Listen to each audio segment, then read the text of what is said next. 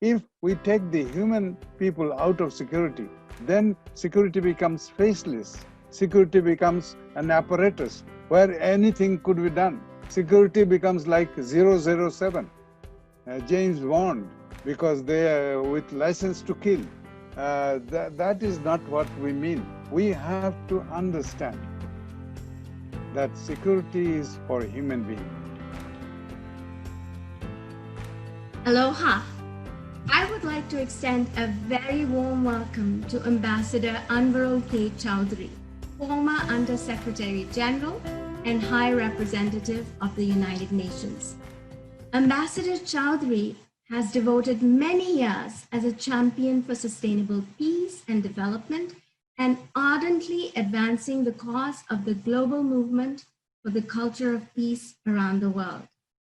As a career diplomat, permanent representative to United Nations, president of the UN Security Council, president of UNICEF Board, UN Under-Secretary General, and recipient of the Youthant Peace Award, UNESCO Gandhi Gold Medal for Culture of Peace, Spirit of the UN Award, and 2018 Global Women's Peace Award.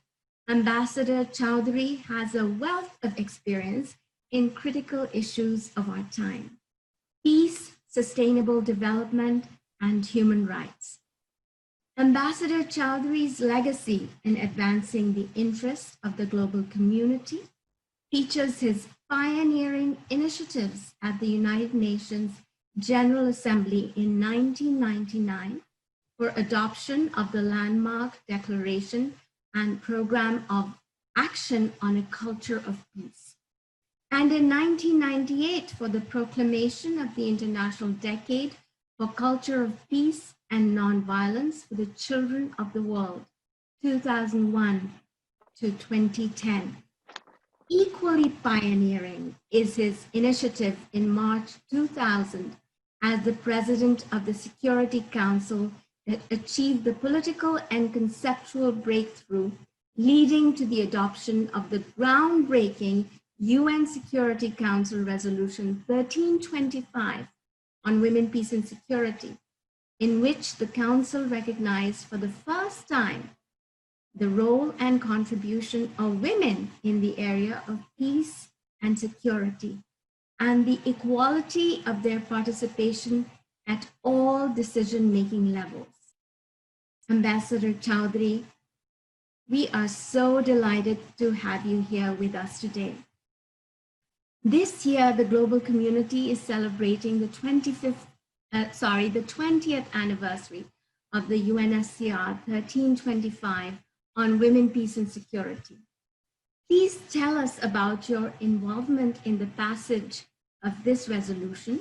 What was your role and motivations in advancing this global agenda? Let me trace back the adoption of the Security Council Resolution 1325. It took place, as you know very well, on 31st of October 2000.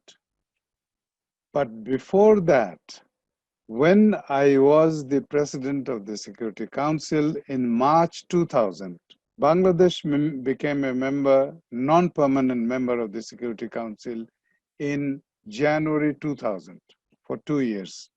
And I took the presidency of the Security Council in March 2000. And before that, since Bangladesh's membership at the United Nations, I was very closely involved. I came to the New York City in 1972. I'm sorry. It's an ancient time, it may sound. So in 1972, I came here, sent by my government, newly independent government of Bangladesh, to promote our membership at the Security Council. United Nations. And then I thought that when we became a member, I thought that it is very important for a poor, powerless country to lead or establish its profile in the UN with the issues which will be of direct relevance to itself. And I thought big issues, big politics is not possible for a country like Bangladesh. So I was thinking maybe human development issues, issues of children, issues of women, issues of human rights, issues of human security are very important. And then we should start doing that. And that is why I got involved on population issues also in a big way. Bangladesh has a very highly populous country at that time, but now it has achieved good results out of its efforts. But then I thought that unless we really, all these issues, women's central role became very apparent to me. And I became very engaged in women's equality and women's rights issues, as well as rights of girls. So, like children, a big component of them are girls. So, women and girls issues became my passion and my focus as a Bangladesh representative to the UN. And when I became an ambassador, I thought this should be the center of my work. And I started in that direction because I took over as ambassador in 1996, and Beijing happened 1 year before, Beijing Conference on Women. And I was very impressed by the focus on women's equality, women's rights, and also women's participation. So I thought this is a wonderful thing. So I had been going to my colleagues in the Security Council saying, this is a big agenda that came out of Beijing on women's role and contribution in peace and security. Why can't we sort of bring that out in the work of the Security Council? Everybody said no, it was not possible. So all these years till 2000, when the opportunity came, I was lobbying with my colleagues in the Security Council to do something about this issue. So in March 2000, when the moment came, an opportunity came, I said, this is my time. This is my opportunity to do what I have been advocating for long. So I announced on 1st of March that we will have a resolution on women, peace, and security. But again, it was so difficult. Firstly, there was indifference. Secondly, there was disinterest. Thirdly, there was a political pressure saying, why? This is a soft issue, and this belongs to the General Assembly and not to the Security Council. We are dealing with the hardcore issues of peace and security. And then I said, but women's equality and women's contribution in the peace and security has been very tangible, and we cannot ignore that. And I kept on quoting Beijing again and again. So I said that, and we will have that. And then what happened is that indifference, that pressure, and then permanent member, all 5 of them were stonewalling my efforts. So we had to do something to, have a plan B. And the plan B was that when I found, and then I decided, maybe wrongly, that on 8th of March, that resolution will be adopted, which is International Women's Day. So that gave us only 1 week. If I had decided on 31st of March, maybe I could have worked out something. But my own commitment became a problem for me. So I said, okay, if we are not doing that, we will have an agreed statement by the Security Council. All 15 members will agree. But there also, there was a big problem saying that it is too little time. And then I said, okay, if you don't agree, I have a draft. I will circulate it to you, and let's see how whether you can agree. And I said, if you do not agree before 8th of March, I will announce as one person of the Security Council president, that statement. That brought them, sort of gave them a kind of a reality check. They say that this person may go on and do it. And so because they saw my determination. And then, so we agreed on the fifth night and sixth night, March, to agree on a statement, drafting together, all 15 of us. And then it was announced by me on 8th of March, whereby that statement forms the basis of 1325. It recognizes very clearly that peace is inextricably linked with equality between women and men.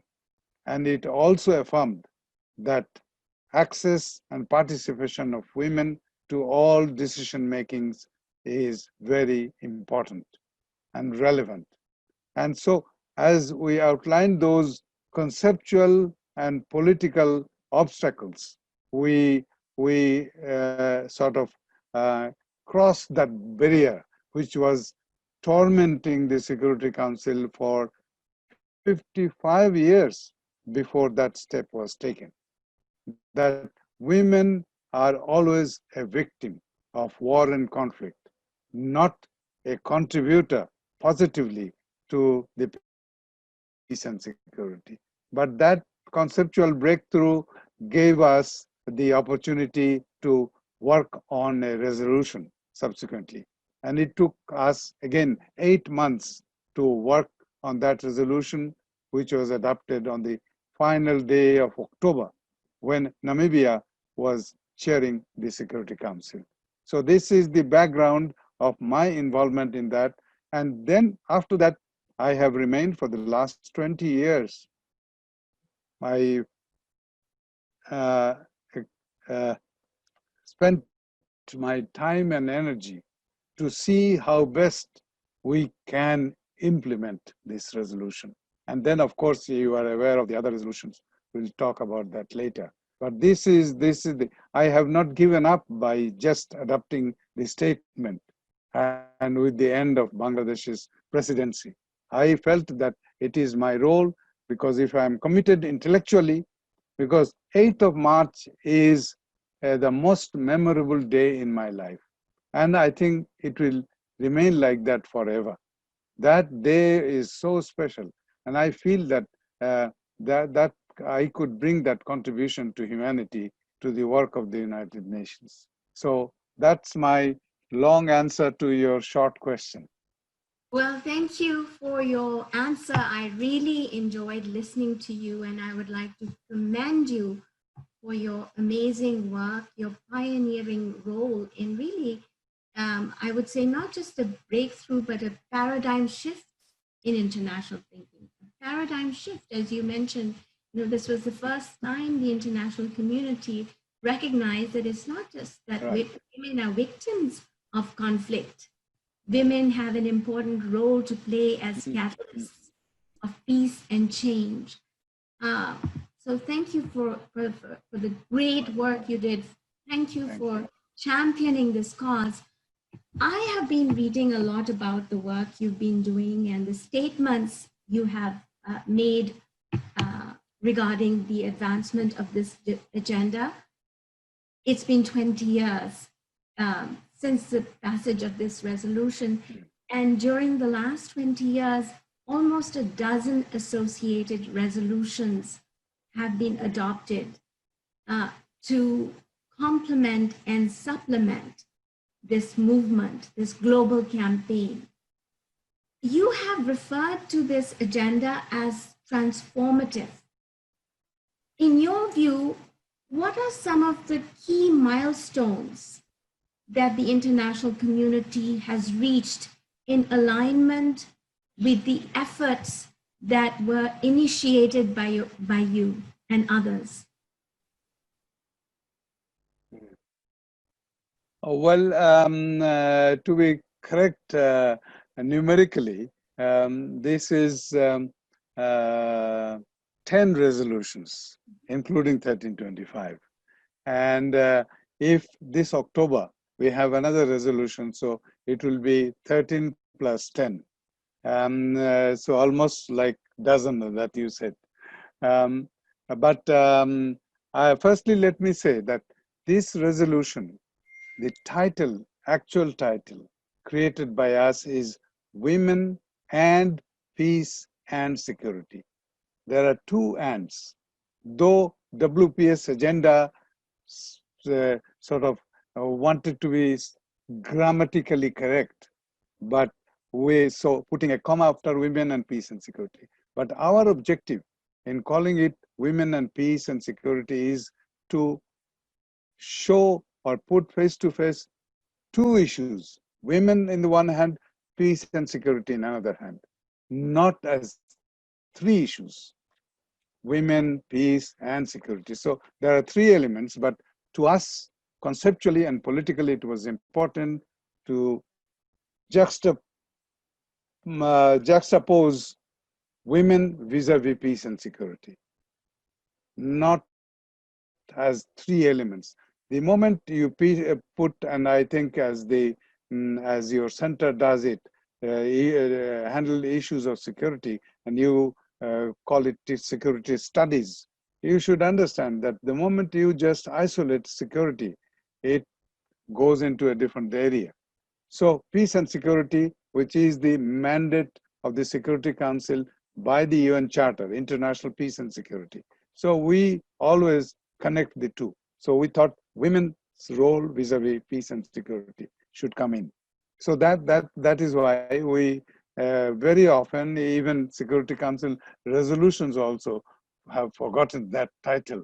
But many resolutions, if you go into it, you will find that title specifically mentioned. And this I say whenever I speak on 1325, because I speak mainly to academic institutions or civil society organizations, not to member states. They know about it, but I think others should also know the philosophy behind this two ands in the title. But let me say that yes, 20 years have gone by, but I think, um, if I may say, rather in a dramatic way, that these four numbers, 1, 3, 2, 5, has really captured the imagination of the world in a big way. So I will start by saying that what we brought out in 10th anniversary, this thing. Can you see the numbers in color, or I have to show you like this? No, that I can see it 1325. Beautiful, beautiful. yeah. Yes. That was done by NGOs on the 10th anniversary of 1325. So this is a like coat pin lapel. So you can use it. So I was very impressed by some young women who are involved in this in Israel, brought it out. And I was one of the first recipients of their pin, and I very, very proudly displayed it on my label throughout the 10th anniversary.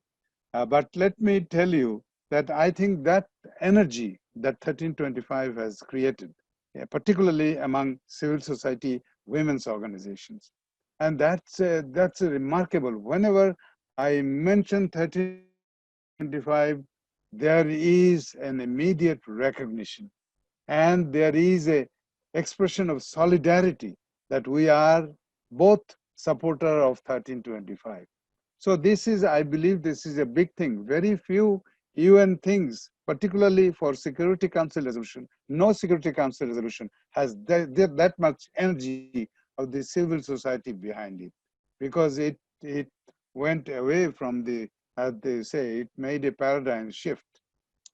And also, I believe that um, as there was this this big step forward in terms of the conceptual underpinnings of the UN Security Council's working.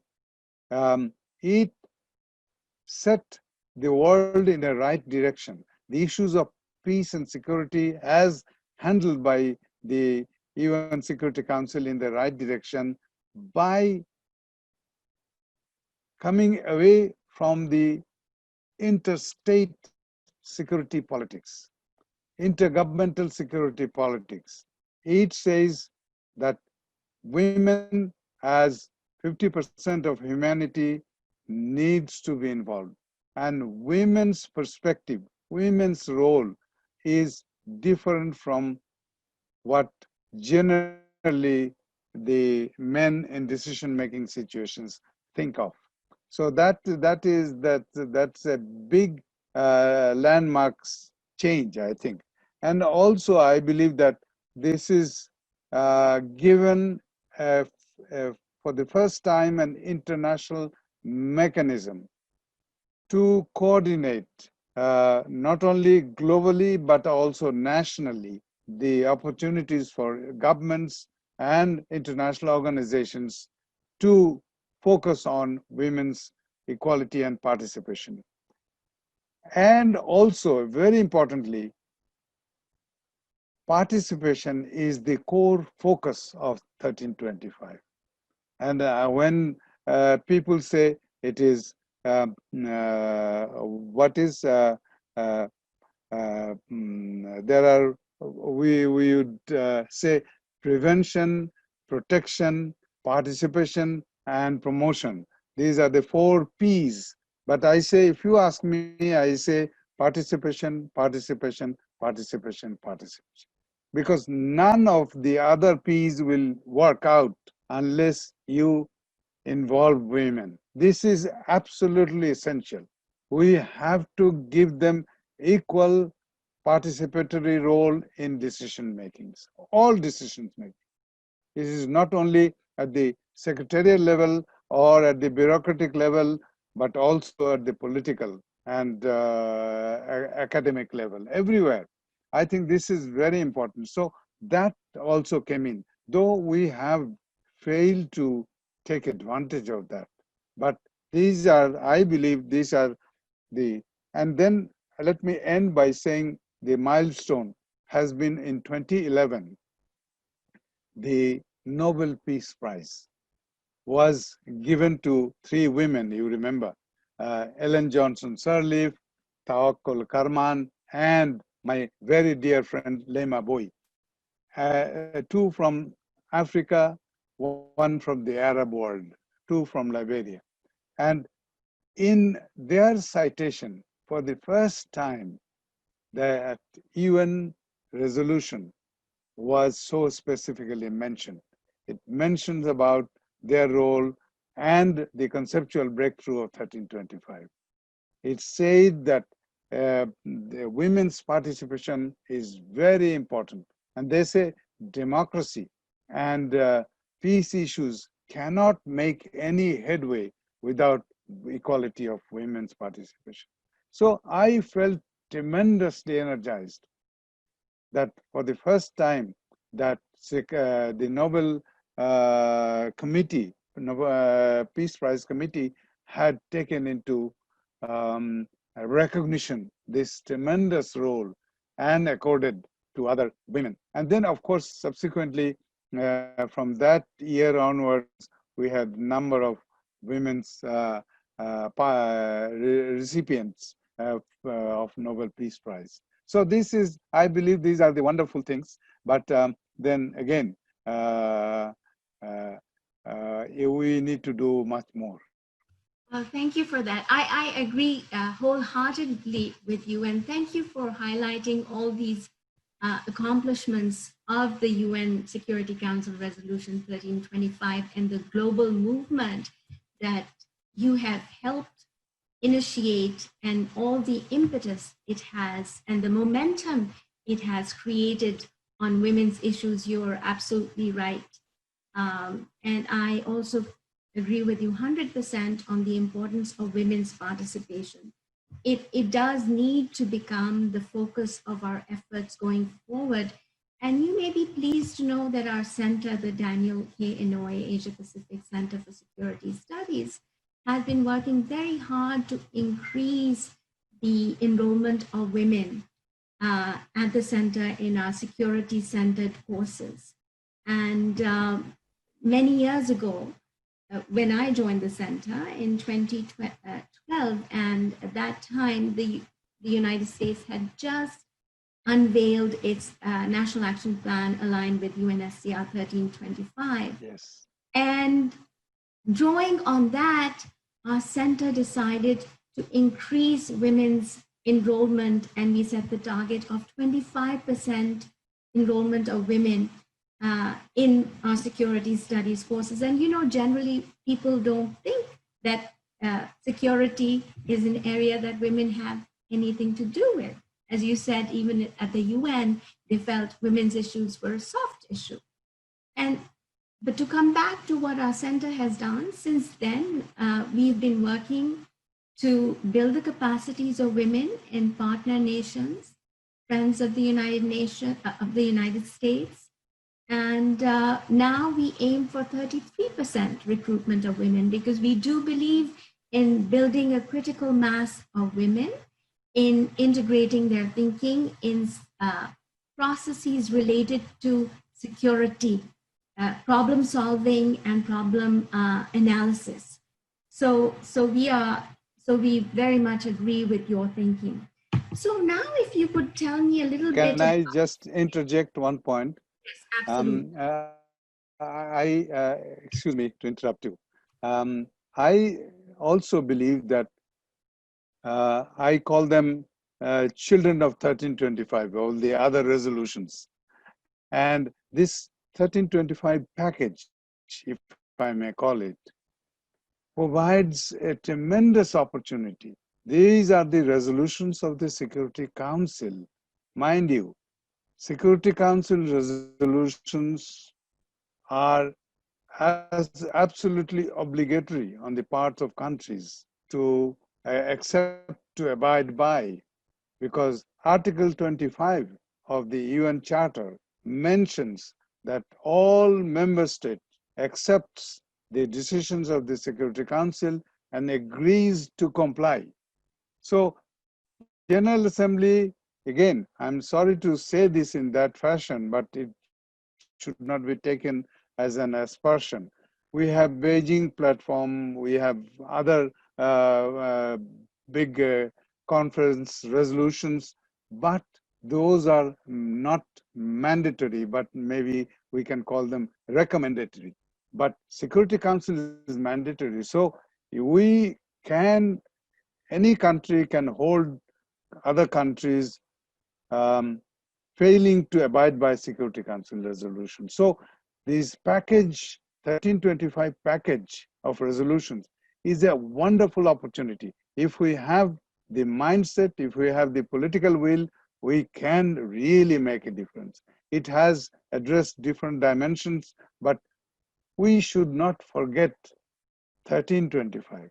I think the main thing is that there is so much, unfortunately, over the years, in view of the initiative taken by different member states with a different perspective,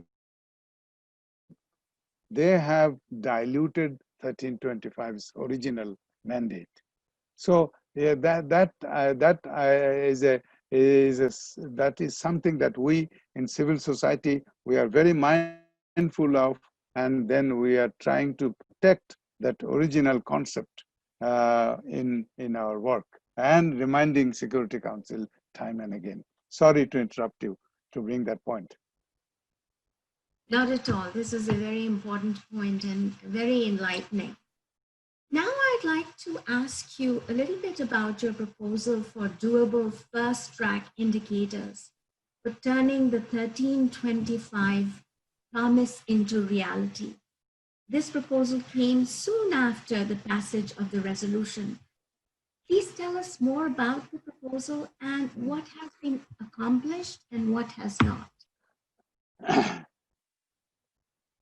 Just 1 second.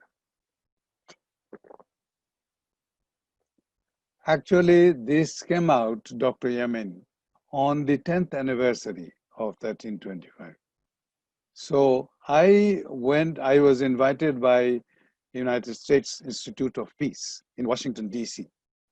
to give a keynote speech. And I said, my keynote speech will be just words. And so let me do something concrete. And the background to that for the 10th anniversary, UN Secretary General was asked to present a set of indicators. And when I got that, and all member states got that resolution, that report, in which Secretary General had outlined number of recommendations talking about collecting data, collecting statistics, doing some studies. And I said that is not the best way to implement something as fresh as 10-year-old. We have to respond to the energy of civil society, energy of member states, and we have to do something. So I said, I will create my own doable fast track indicators. So that was the result, and I launched it at USIP meeting, and that was launched, and many NGOs have put it on their website these days, all at that time and also now. And I believe that I said, and I still hold on to that perception, that there are 4 areas we should focus.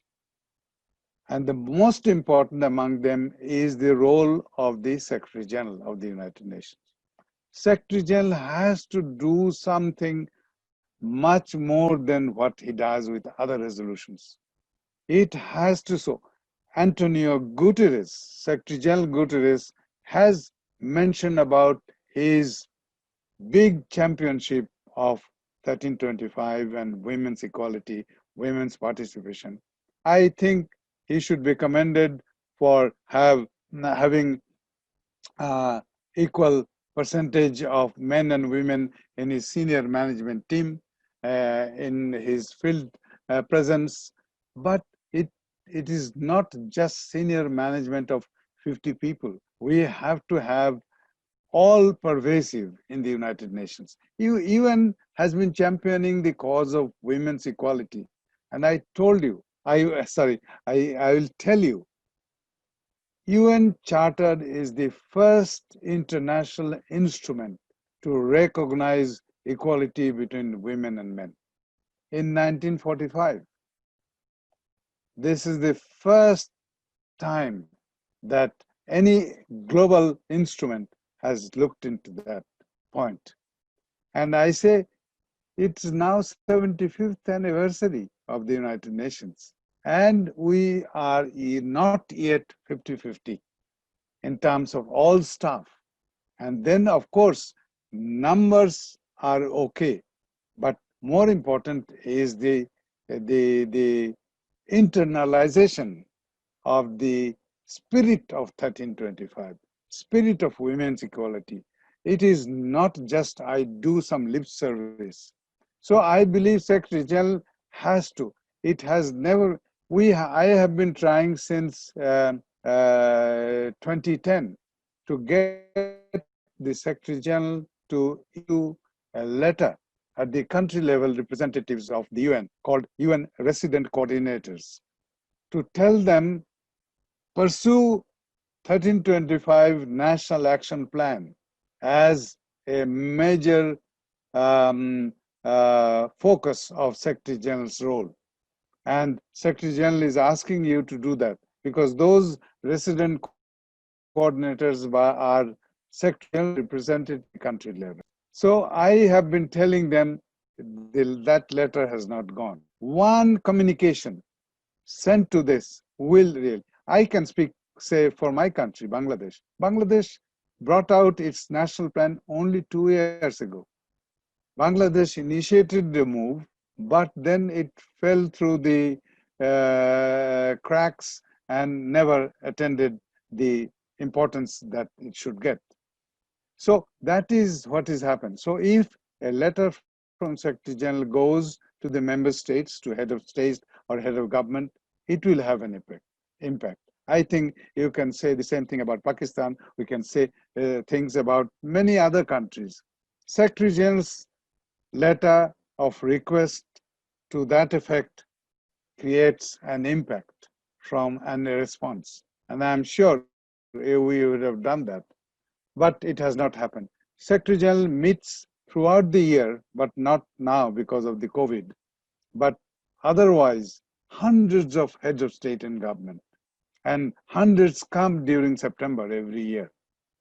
But never 1325 implementation and preparation of national action plan has been appearing on the talking points of the Secretary General. Just simple things. This is not a big deal. This does not need any money. But political and moral authority of the UN cuts through many bureaucracy, many obstacles. And that is very important for the Secretary General to understand. He understands, but I think he spends time on other things rather than 1325. I think this is very important for us to keep on. So I say SG's role. Secondly, I believe it's member states. Of course, they are the implementers. They are the national plan of action. Only, I think, is less than 50% of the member states who have done national plan. After 20 years, in 2017, I said by the 20th anniversary, we should have 100 national plan, at least. But people sort of laughed around and said, okay, that's not possible. So that, and there is an undercurrent of undermining the importance of national action plan, because it is said that national action plan is half cooked, is not very focused, and it does not have budget. But still, I will talk about that when the points come in. But let me say, so member states have to, policy making level, how many leadership have spoken about 1325 as a national priority? How many cabinet meetings have ever taken up the implementation of 1325 as an agenda item? No, nowhere. So that is the reality, and that I speak for my own country, Bangladesh, also. So this is, I think, among the developing worlds, Africa has done better in terms of national work plan. In South Asia, in our part of the world, Nepal was the first country, and then it remained like that for long till Bangladesh joined in. Many countries, including countries from our region, believe that they are not obligated to make national action plan because there is no conflict in their country. So I believe that if women's rights are under threat, if women's equality is not recognized, no country can say, I am not in conflict. You are in conflict with yourself. Within, it does not need a border clash to make a conflict. So that is a reality, and number of countries also, including the NGOs from Israel, have been telling me Israel has also decided not to prepare a national action plan. And so this is the reality. So I say to that, and again, this is a diversion. I say we don't have to wait for the governments. You, civil society, make what I call a people's action plan and try to implement in your work. And then countries will follow. Then when the tide will rise, governments will also follow. So my advice to all of us who do not have national plan is to create, if the government has policies not to create a national plan, create a people's action plan. And I think some of my colleagues in the countries I mentioned have started doing that. So this is a reality. The third area, after the Secretary General, member states, third area in my indicators is senior management of the United Nations. Because United Nations at that time, on the 10th anniversary, the UN Women as an entity has not been established. But I feel that even Department of Political Affairs, Department of Peacekeeping, Secretary General's Executive Office know where this is a high priority. And if the leadership of this, we are happy that Ambassador Di Carlo of the United States is now heading the Political Affairs Department. And so she is a big champion of 1325 and equality. So I'm very happy that it is focusing. And I will be talking to, in an interview like this, with the Department of Political and Policy Affairs next week. They are also creating a 1325 history project. Uh, so, uh, so I believe that this is again the leadership of even senior management. They have got equality in terms of women and men, but we need that everybody in the senior management should know what 1325 means, what is the essence of that resolution, and what needs to be done, and how each of the department can make that an integral part of their work. Fourthly is civil society. Civil society, among all four elements of my proposal, civil society has done better because they have been championing the cause of 1325. They have been talking about financing of 1325 implementation. They have even spoken about the localization of 1325. They say in Latin America, in some parts of Asia, this localization process is going very well, where the governments are not forthcoming to create a national plan. So they have done that. And they are doing work on the community level, not at the national level, to bring the energy of the 1325 into real implementation. So that is what, and I am very happy with the like the international organization for the global leaders for peace and security, global network for peace and security. So that is very important. They have done wonderful work, and they have gone into supporting countries to prepare their national plan. So they have provided them technical support, intellectual support to prepare that. And I think their sort of impact is being seen in a big way. So many countries are now in the process of preparing. But UN should also provide them some technical assistance to prepare that. Why it is not coming forward? It doesn't need money.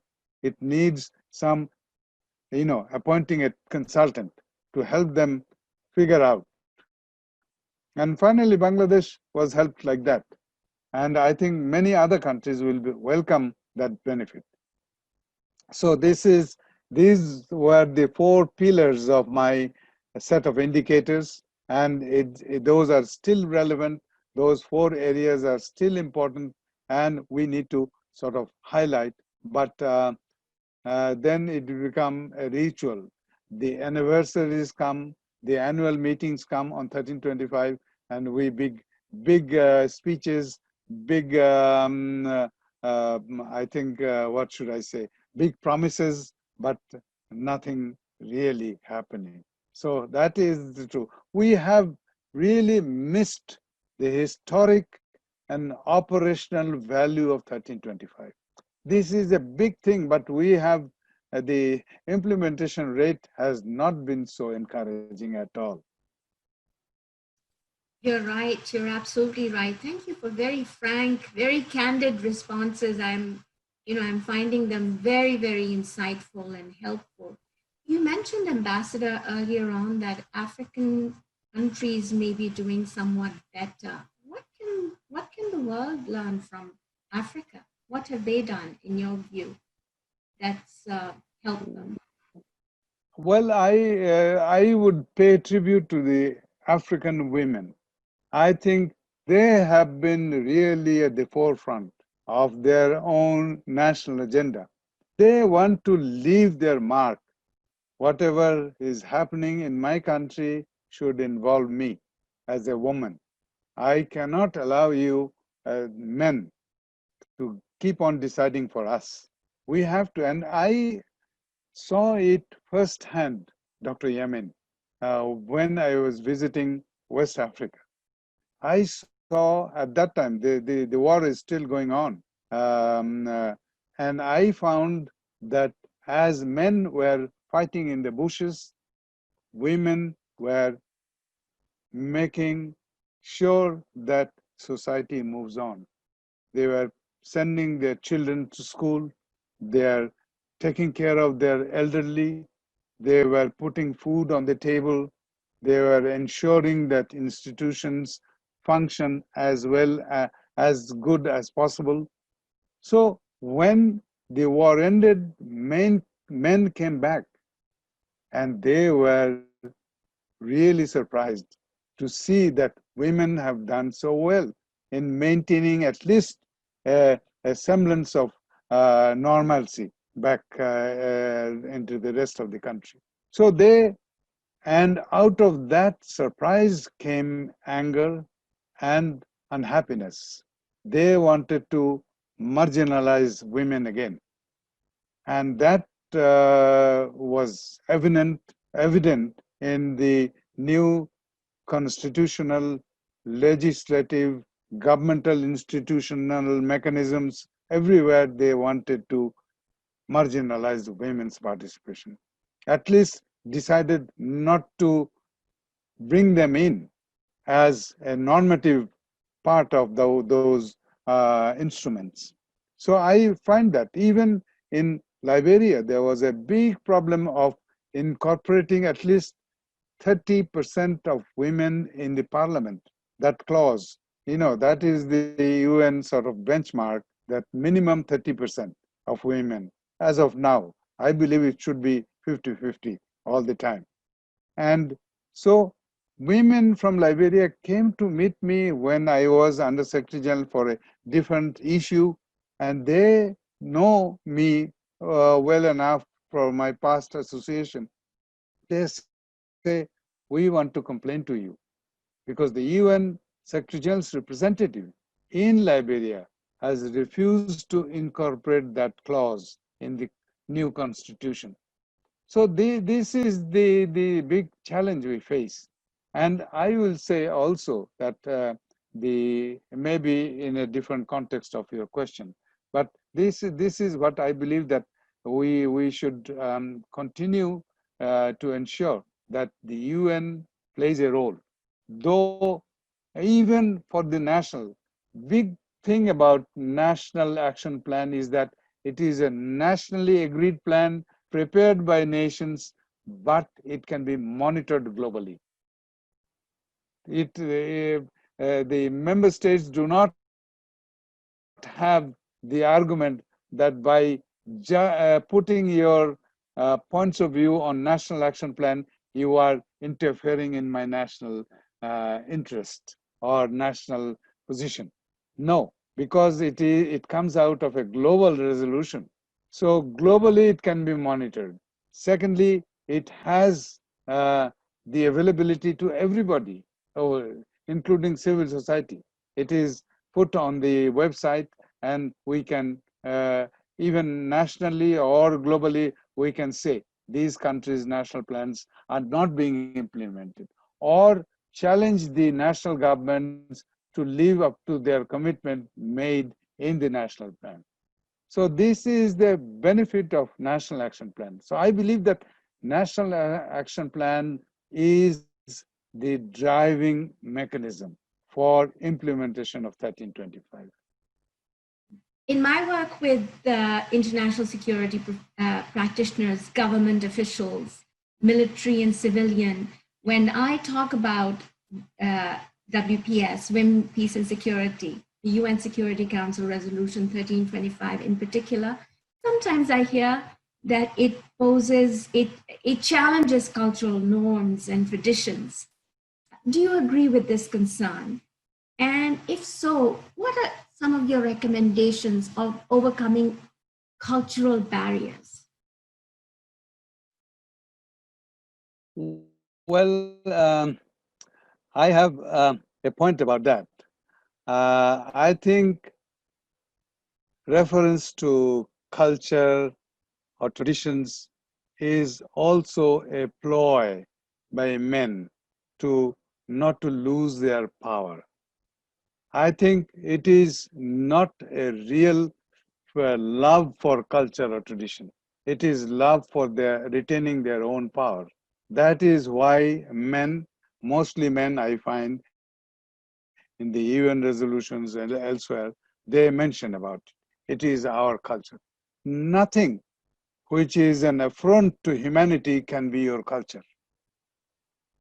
Nothing. There can be no tradition which needs to be supported if it goes against the basic fundamental human rights. You cannot do that. So that's why when people say about culture and tradition, I tell them it is power. It is your eagerness to hang on to the power that you have enjoyed over the years, over the decades, and maybe centuries in the name of culture and tradition. These traditions and cultures have been enforced by men. Women had no role in creating their culture. Men tell them that this is your culture. Cover your head, cover this, they don't go out. These are your culture. Why? Who are you to tell me? I am as good a human being as you are. Why do you have to tell me and set my limitations in the name of culture? So I don't agree with that point that you have justification that we are. What culture is that? That women are not equal? What culture tells me that? I have not seen any um, country ensuring that we are against women's equality. Not in this day and age. Maybe in the earlier, women also in that way they have accepted because they didn't have power. They didn't. So power is a very important element here. This is the power play, and this equality and human rights have always been a subject, a sort of face of showing that we are breaking the cultures. There is no such thing as culture. I always believe that nothing good for humanity can be justified in the name of culture and tradition and religion. Very So well that's my that's my point. But you say I believe that one thing participation, of course, is very important, and one aspect of participation is a political leadership. There, I think we have to ensure women's equality, and not only in a kind of a tokenism, but not also for reality. You should tell them. I have seen many countries put women in their delegation uh, and sort of taking credit for that. And I many even peace negotiations, I find some delegations have a woman or two representation, but they don't open their mouth. They are not allowed. The man leading the team says, I speak for all of you. So this is what is happening. So political leadership is very important. Political leadership will have ripple effect. It will go all over the society.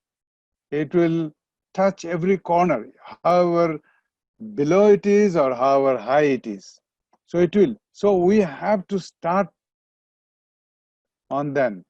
That you remember that famous quotation by Eleanor Roosevelt. She said, most of the decisions in our today's world are taken by organizations or compositions of men. Women have no role there. And then they present those decisions as being on behalf of humanity, everybody. But no, these are created by men. So this is very, very important for us to ensure we provide them political leadership opportunity. And I say that, like, institution of judiciary should have more women so that we can have a women's perspective in the decisions that they make. It's not then we have a, a Supreme Court in many parts of the world which has a very biased composition of men.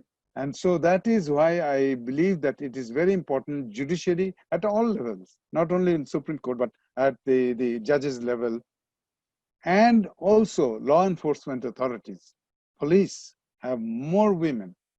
And that is what I also say about peacekeeping. Peacekeeping, more women will do a better work than men. And I believe that that is, again, a big challenge to United Nations. I will say it very frankly. The sexual harassment and abuse caused by UN peacekeepers in various parts of the world. I'm sure you read about that. And it continues. There is no abatement of that. There we have in the UN taken zero tolerance policy regarding sexual harassment, but it continues. Zero tolerance has remained zero attention. It doesn't happen. And the mechanism, the way peacekeepers are taken to task for their sort of work or harassment abuse, I believe that this is absolutely meaningless. They are sent to their home to be tried, and that is not happens, the peacekeepers.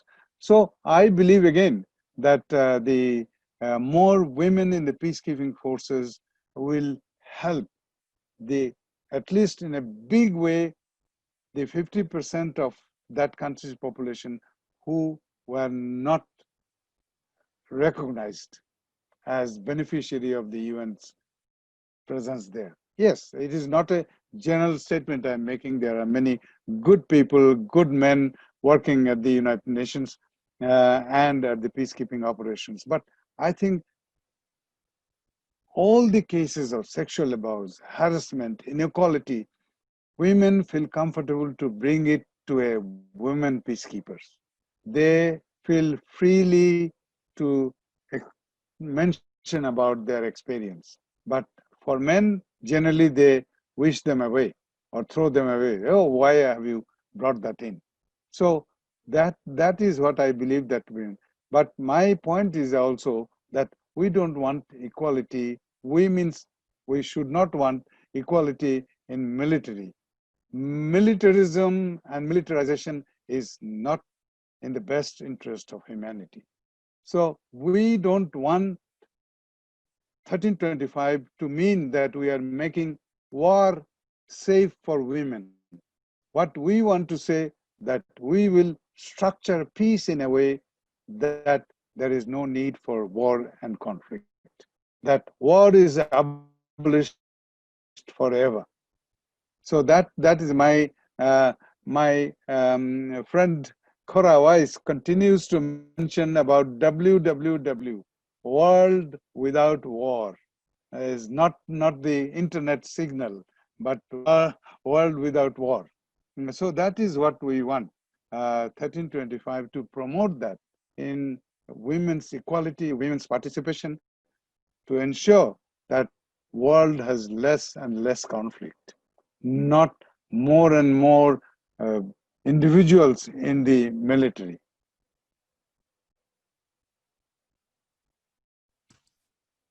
Beautifully stated.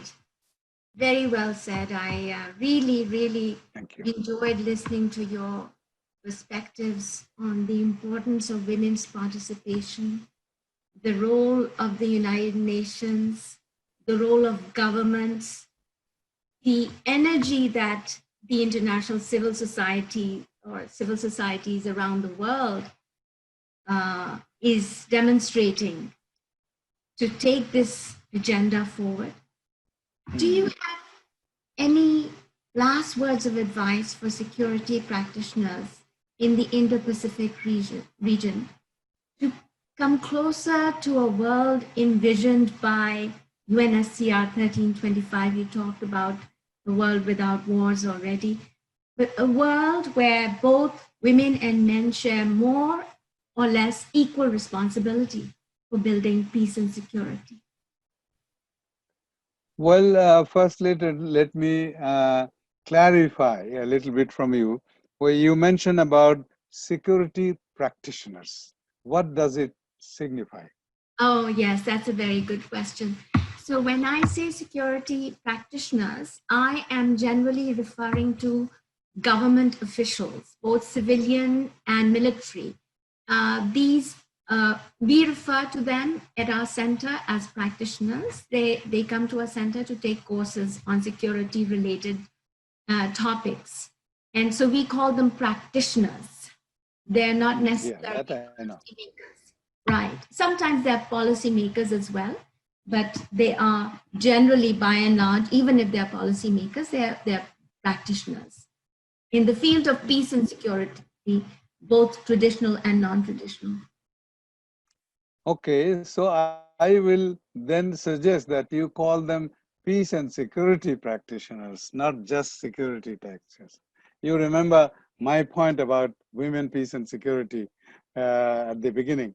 So I think this is because when we speak of security practitioners, generally,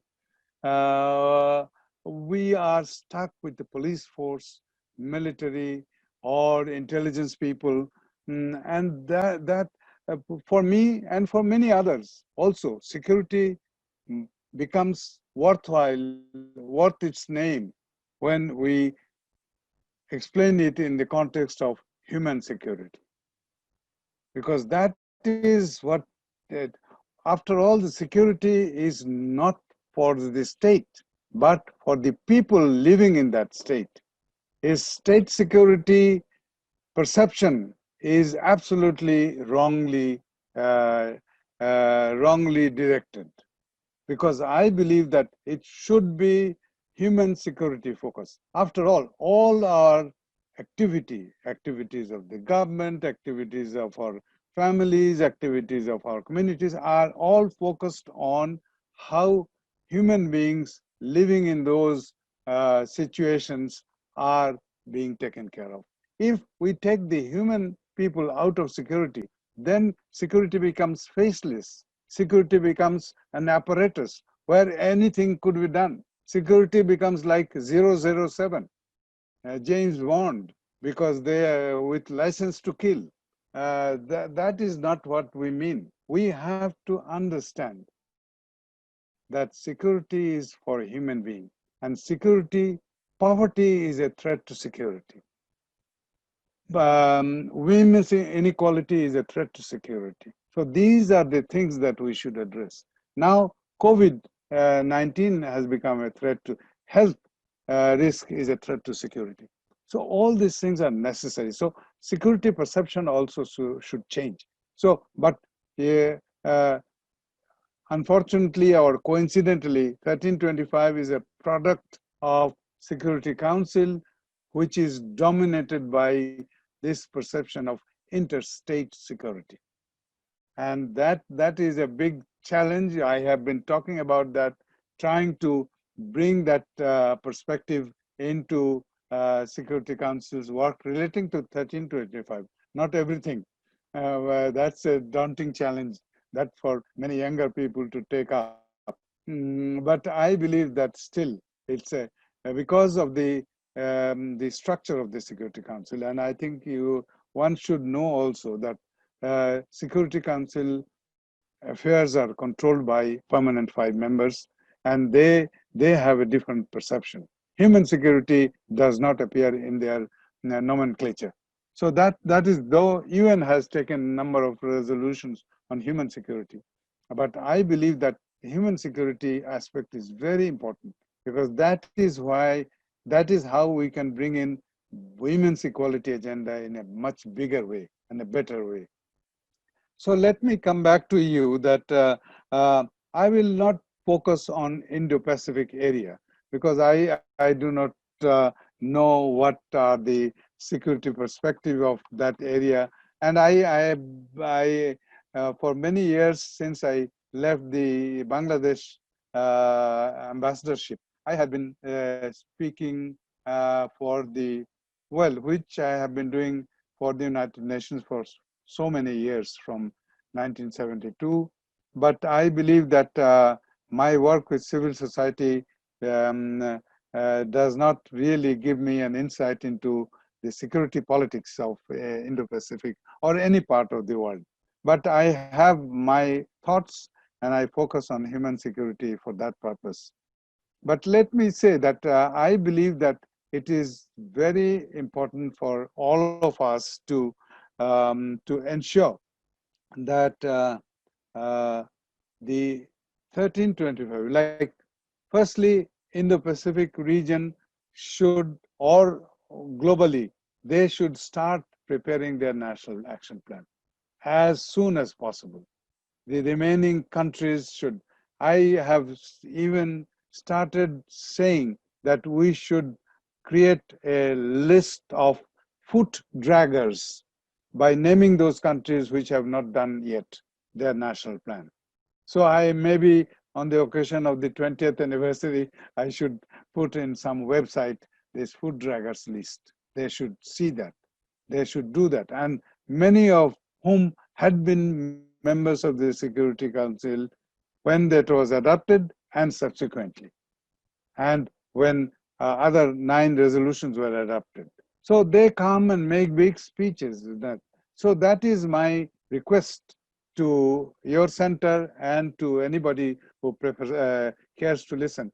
Prepare your national action plan. That is the only way you can show to the world that I have engaged at the highest political level. In some country, they have presented it to the parliament also, that this is what we want to do. Nowhere there is a sort of compiled women's equality agenda, women's participation agenda like national action plan. So in one document, you see everything, and you can monitor. And I don't care whether national action plan is well made or half cooked, doesn't matter. At least the beginning should be there. And I have also suggested in my indicators that every 2 years there should be a built-in clause in that national action plan. Every 2 years it will be updated. So the challenges come and go. So that's why national challenges come and go. But sometimes updating have its inherent danger, where the change of government is against the equality agenda. Then you run into problem.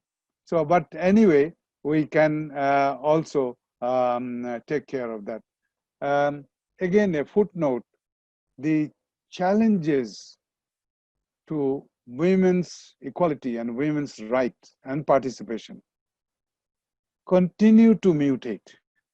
Today's challenge maybe will reappear as a different challenge 2 years later. It goes on. I have not seen anywhere.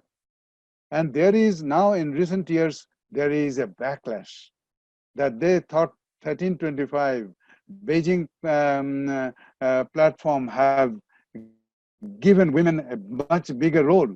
And so there is an agenda for rolling back in many countries of the world. And many, now there are many governments who are elected as with a conservative policy.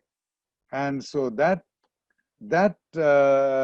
kind of change of government also is a big challenge. So it keeps on running. Women, I sometimes feel that why women's agenda should create so much of problem with the policymakers. Why it is so? Even where women leaders are there, also. I mean, you are not automatically a champion of women if you are a woman yourself. So that's women's equality also needs to be sort of seen in that context. So challenges will come on. So I never sort of sit back and say, okay, we have 20th anniversary, I'm relieved, everything is going well. No, I am worried every day that new challenges are coming in. So this is a big problem. And I would also believe, and these may be my concluding words for your interview, if necessary, ask me a question, no problem. I believe that it is very important for us to recognize the value of feminism. Feminism is a smart policy. It's good for everybody. Women's issues are not women's issues. It's issues for the whole world, for humanity as a whole. What is good for women is good for everybody. So this is a very important point. And I think feminism is inclusive, feminism is participatory, feminism leaves no one behind. So it is very important. I am proud to be a feminist, and all of us need to be. That is how we can ensure world is a better place for all of us to live. So I think those words, I tell it tell those words from my heart. And I also say that we talk about peace and development. Peace is not possible without development. And development is not achievable without peace. But neither peace nor development can be conceivable without full participation of women. So that is a reality we should better, that we should understand and accept much more quickly than we are doing at the moment. So that is the big challenge. Ellen Johnson Sirleaf, the Nobel Peace Laureate, came to the UN 3-4 years back, and she spoke about this proverbial glass ceiling that, and she said she became the president of Liberia. So she said some of us have broken that glass ceiling, but maybe for the world as a whole, for rest of the countries, it will take nearly 80 years to achieve women's equality. And we also have another indicator, women's equality of women's pay, a key economic indicator. Women's pay is 30% lower than men global average. And Oxfam came out with the projection that it will take 170 years for women to globally have equality of pay. So where we are in a big challenging, a big facing a big challenge. So we have to do this, but we will never give up. We'll never sort of rest. So I think it is very important, and I would like those of you who are listening to me, please wake up and work for the equality and rights of women and their full participation at all decision-making levels. I want this is my humble contribution to humanity, and I want this to be picked up by everybody else in for the future. And I believe that be proud to be a feminist. Don't feel embarrassed. And I think it's true for men and women both. We cannot say that feminism is for only women to say, I'm a feminist. No, we can be. It's my respect for the smart policy that feminism professes. And I believe that that is very important. We should sort of, I am saying that in the United Nations after many years for the first time, and that's a plus for Antonio Guterres. He said in his speech, "I'm a feminist," and he used the phrase that I have been using for 10 years. I am proud to be a feminist. That is exactly what Guterres said, Antonio said in his speech. So I'm very happy, and I believe that this should be signed on by every people joining the United Nations. They should say, this is part of my job description, that I have to be, in the true sense, a feminist. Thank you. Thank you, Ambassador Anwarul Chaudhary. It was absolutely delightful to speak to you, and what a privilege to have you here talking to us in this session on women, peace, and security, conversations with thought leaders, hosted by the Daniel K. Inouye Asia Pacific Center for Security Studies. I thank you again for your pioneering role and your leadership on women, peace, and security, and this global agenda that is making great headway around the world. Thank you. Thank you again. Thank you very much. And with solidarity, with feminist solidarity,